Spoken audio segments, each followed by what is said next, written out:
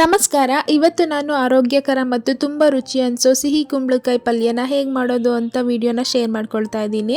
ಈ ಪಲ್ಯ ಅಂತೂ ಬಿಸಿ ಬಿಸಿ ಚಪಾತಿ, ರೊಟ್ಟಿ, ದೋಸೆ ಎಲ್ಲದಕ್ಕೂ ತುಂಬಾ ಚೆನ್ನಾಗಿರುತ್ತೆ. ಅಥವಾ ಅನ್ನ ಸಾಂಬಾರು ಜೊತೆ ಸೈಡ್ ಡಿಶ್ ಆಗಿನೂ ಕೂಡ ಇಟ್ಕೊಂಡು ತಿನ್ಬೋದು. ಸಖತ್ ಟೇಸ್ಟಿಯಾಗಿರುತ್ತೆ. ಈಗ ಈ ಪಲ್ಯನ ಮಾಡ್ಕೊಳ್ಳೋದಕ್ಕೆ ಮೊದಲಿಗೆ ಒಲೆ ಮೇಲೆ ಒಂದು ಬಾಣಲಿನ ಇಟ್ಕೊಂಡು ಬಿಸಿಯಾಗಿದ್ದಾದಮೇಲೆ 2 ಟೇಬಲ್ ಸ್ಪೂನಷ್ಟು ಅನ್ನ ಸೇರಿಸ್ಕೊಂಡಿದ್ದೀನಿ.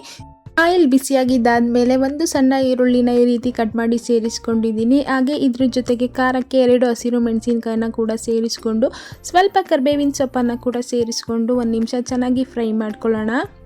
ಯಾರಾದರೂ ಹೊಸದಾಗಿ ನಮ್ಮ ವಿಡಿಯೋನ ನೋಡ್ತಾ ಇದ್ದರೆ ನಮ್ಮ ಚಾನಲ್ನ ಸಬ್ಸ್ಕ್ರೈಬ್ ಮಾಡಿಕೊಂಡು ಸಪೋರ್ಟ್ ಮಾಡಿ. ಇದೆಲ್ಲ ಫ್ರೈ ಮಾಡ್ಕೊಂಡಿದ್ದಾದಮೇಲೆ ಇದ್ರ ಜೊತೆಗೆ ನಾನಿಲ್ಲಿ 200 ಗ್ರಾಮಷ್ಟು ಸಿಹಿ ಕುಂಬಳಕಾಯಿನ ಚೆನ್ನಾಗಿ ಕಟ್ ಮಾಡಿಕೊಂಡು ವಾಶ್ ಮಾಡಿಕೊಂಡು ಸೇರಿಸ್ಕೊಳ್ತಾ ಇದ್ದೀನಿ. ಈ ಕುಂಬಳಕಾಯಿನ ಈ ಒಗ್ಗರಣೆಲೆ 2 ರಿಂದ 3 ನಿಮಿಷ ಚೆನ್ನಾಗಿ ಫ್ರೈ ಮಾಡ್ಕೊಳ್ಳೋಣ. ನೀರು ಹಾಕಿ ಬೇಯಿಸ್ಕೊಳ್ಳೋ ಅಂತಹ ಅವಶ್ಯಕತೆ ಇಲ್ಲ. ಹೀಗೆ ಫ್ರೈ ಮಾಡ್ಕೊಳ್ತಾ ಬೇಯಿಸ್ಕೊಂಡ್ರೇ ಈ ಕುಂಬಳಕಾಯಿ ತುಂಬಾ ಸಾಫ್ಟಾಗಿ ಕುಕ್ ಆಗುತ್ತೆ.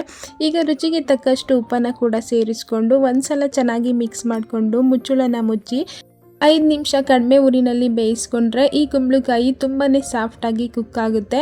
ನೀವು ಇವಾಗ ನೋಡ್ತಾ ಇರ್ಬೋದು 5 ನಿಮಿಷ ಆಗಿದೆ. ಓಪನ್ ಮಾಡಿ ನೋಡೋಣ. ಕುಂಬಳಕಾಯಿ ಅಂತೂ ತುಂಬಾ ಸಾಫ್ಟಾಗಿ ಕುಕ್ ಆಗಿದೆ. ಒಂದ್ಸಲ ಚೆನ್ನಾಗಿ ಮಿಕ್ಸ್ ಮಾಡ್ಕೊಳ್ಳೋಣ. ಮಿಕ್ಸ್ ಮಾಡ್ಕೊಂಡಿದ್ದಾದಮೇಲೆ ಇದ್ರ ಜೊತೆಗೆ ಸಣ್ಣದಾಗಿ ಕಟ್ ಮಾಡ್ಕೊಂಡಿರುವಂತಹ ಕೊತ್ತಂಬರಿ ಸೊಪ್ಪು, ಹಾಗೆ ಫ್ರೆಶ್ ಆಗಿ ತುರ್ಕೊಂಡಿರುವಂತಹ 1-2 ಟೇಬಲ್ ಸ್ಪೂನಷ್ಟು ತೆಂಗಿನಕಾಯಿ ತುರಿನ ಸೇರಿಸ್ಕೊಂಡು ಚೆನ್ನಾಗಿ ಮಿಕ್ಸ್ ಮಾಡ್ಕೊಳ್ಳೋಣ. ನೋಡ್ತಾ ಸಖತ್ ಟೇಸ್ಟಿಯಾಗಿರುವಂತಹ ಹಾಗೆ ತುಂಬ ಸಿಂಪಲ್ಲಾಗಿ ಕ್ವಿಕ್ಕಾಗಿ ಆಗುವಂತಹ ಸಿಹಿ ಕುಂಬಳಕಾಯಿ ಪಲ್ಯ ರೆಸಿಪಿ ರೆಡಿಯಾಗಿ ಹೋಯಿತು. ಇಷ್ಟೇನೆ, ಜಾಸ್ತಿ ಯಾವುದೇ ರೀತಿಯ ಇಂಗ್ರೀಡಿಯೆಂಟ್ಸ್ನ ಇದಕ್ಕೆ ಹಾಕೊಳ್ಳೋಂಥ ಅವಶ್ಯಕತೆ ಇಲ್ಲ. ಇಷ್ಟನ್ನು ಹಾಕಿ ಮಾಡ್ಕೊಂಡ್ರೇ ಈ ಪಲ್ಯ ಅಂತೂ ತುಂಬಾ ಟೇಸ್ಟಿಯಾಗಿ ಬರುತ್ತೆ. ನೀವು ಒಂದ್ಸಲ ಈ ವಿಧಾನದಲ್ಲಿ ಟ್ರೈ ಮಾಡಿ. ಹಾಗೆ ಈ ಸಿಂಪಲ್ ರೆಸಿಪಿ ವಿಡಿಯೋ ನಿಮಗೆ ಸ್ವಲ್ಪನಾದರೂ ಇಷ್ಟ ಆಗಿದರೆ ಲೈಕ್ ಮಾಡಿ, ಶೇರ್ ಮಾಡಿ, ಕಮೆಂಟ್ ಮಾಡಿ.